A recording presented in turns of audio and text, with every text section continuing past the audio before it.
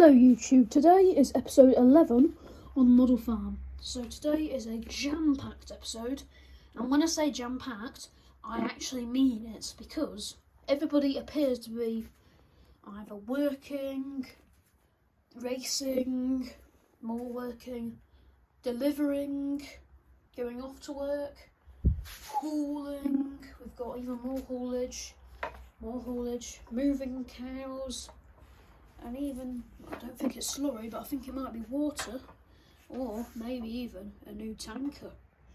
Who knows? But if you notice something about these two fields, you're not the only one, because I've added a new grass mat to it, which I made by myself. Comment down below what you think of it. I mean, it's not flawless, and I could have easily bought an entire big old grass mat for the same price, if not cheaper. But I'm pretty proud of it. Just made it out of newspaper and then sprinkled a bunch of paint and like green grass over it. So I was pretty happy about that. If you have any comments about it, please feel free to share. No negative ones, please. But if you'd want a tutorial on that, comment down below. Also, if you notice, some of the hedges have been redone. As it's getting into winter time now, spending a bit more time in the garage, and there's less things to do with regards to the vehicles, so I just thought I'd update some of the hedging, as it's freezing out here, and I mean, we may have to slow down the videos because it is getting colder down in here, but you should expect the Christmas tractor run to be happening soon. Anyway, before I continue talking, let's get into this. Now, the town isn't as busy as it would normally be, because they're putting in city fibre, full fibre, which they're using the council's JCB, very nice, I think it's a 3C, yeah, a 3X should I say, and they're using old Stobart lorry, taken off the roads ages ago and now just being put back to work, obviously back on the road now. And then we've got Mick here, he's just been called in as he had nothing to do, so he thought he'd give the council a bit of a ring, and they said, oh, come over, you can do a bit of digging for us, so that's good. And I've had to block off the road, so everybody's having to either go this way or go that way, They've had to move the transit, which is dreadful news, but because it's not starting, they had to put it on another transit, believe it or not. Mark 1, which is running even better than the Mark 7. I can't remember how many marks there is now of transits, but it's a bit disappointing for that transit, as it's now having to be moved by its older brother. If you get the reference. Not that there is one, but yeah, you might get it. We've got the boy racers, Escort and Quattro. Not knowing that police are there and that, well, the road's blocked. So they're flatting out, and the Audi's going to overtake. Good luck to him, as long as the Escort driver doesn't rev his engine speed up, and it could be chaotic. Could be like Fast and Furious. Now, if you notice a few models on the display, a few new ones, then you're going to be very good at noticing, because there's a few new models that I've got from the UK's biggest model show, which I went to, enjoyed it very much. I'd recommend it. I think it was in the NEC in Birmingham. Massive. I've got lost so many times in there. Then found my way out. But moving back into the actual farming side of it, we've got a nice old class here, flatting out, doing a bit of tilling. Bit late, I think, but I think he's doing some spring crops. Lad's broken down his T3, 2 lads actually. But now there's a bit of competition. And so obviously the AA is just running about, as well as the RAC. One's in a Volkswagen, one's in a Transit.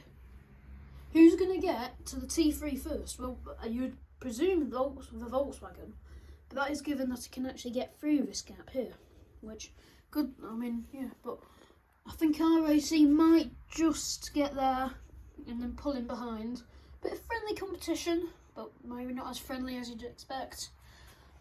Jim's young fella here at JB Contracting, he said he'd come round and help out on well, I was going to say building site, but the construction work there.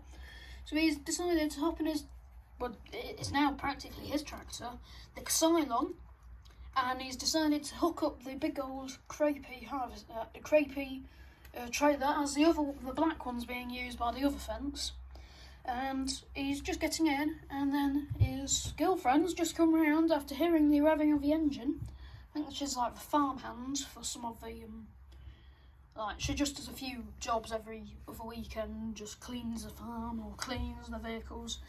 And she's just after seeing he's revving the engines in it, so she might hop in and join him. And then maybe go to the pub, you never know. Just like good old times. And the vouchers part there. This Fent we haven't seen since episode 1, I don't think. Maybe episode 2. He's just coming back from a big site. I think it's HS2 site, believe it or not. Massive site. Maybe not HS2, but a big housing site. It can't be HS2 then, can it? But he's just backing it up. He's glad to be home as he's had to stay in the hotel and the fence being parked there. And you can see how they've modified it with the mirrors there so that they can see it, because I think one of the mirrors is shattered. So we had that mirror for cheap. But you know what isn't cheap? This. Pottinger triaxle forage wagon. This is going, I think, to Sheffield. I think he's going the wrong way. Depends where we're talking, but is it west? I can't remember. I think it's north actually. Yeah, north probably. But he's also got a very nice, very rare fence on there. And that's JB Contracting, not to get confused with the other JB Contracting. Two very different brands, I think. I think so, at least.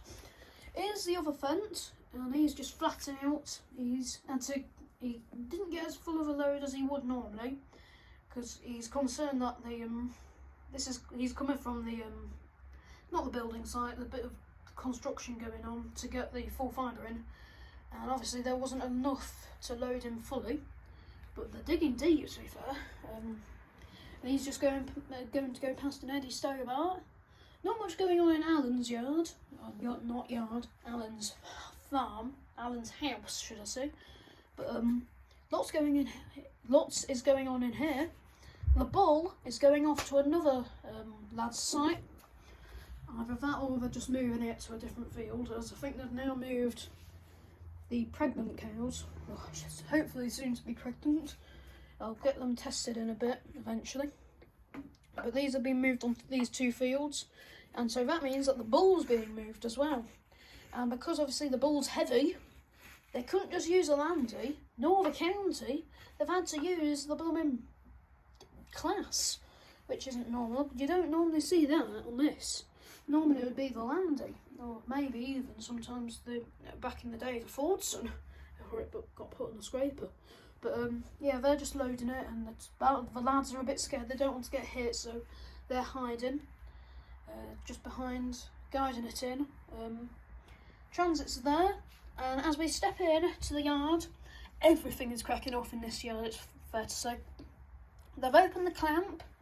We just missed them bringing all the tyres away, but this is where they're going to dump them until we can sort them out. I think they've just taken off the main small ones, and now we're taking off the big ones, like that one, and there's one there, and some of them they just decided to put on this big racking here. There's another big tyre there.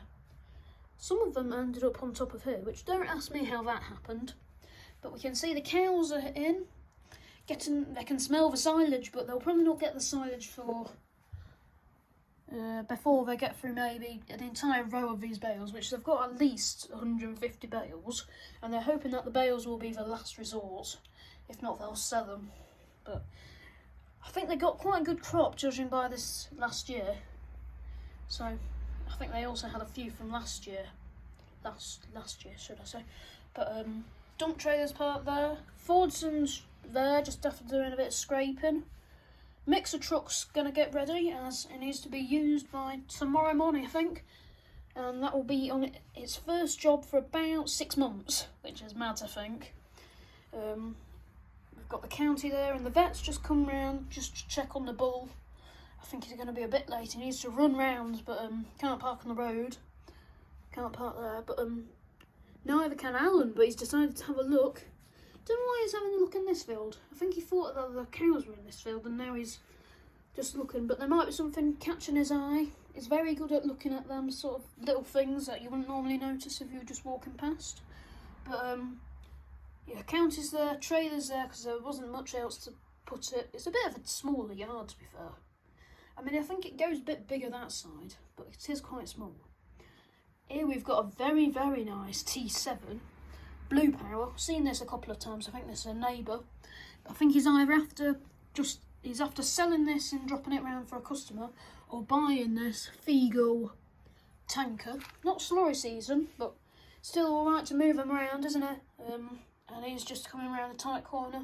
He's glad that Alan's pulled in. Maybe that's why Alan's looking over, just distracting himself. As he spotted the tractor coming from maybe a mile away, and he just thought, oh, I'll pull in, just do a bit of sightseeing. And the cow's just having a look. Mazda's just there. Yeah, so action-packed episode.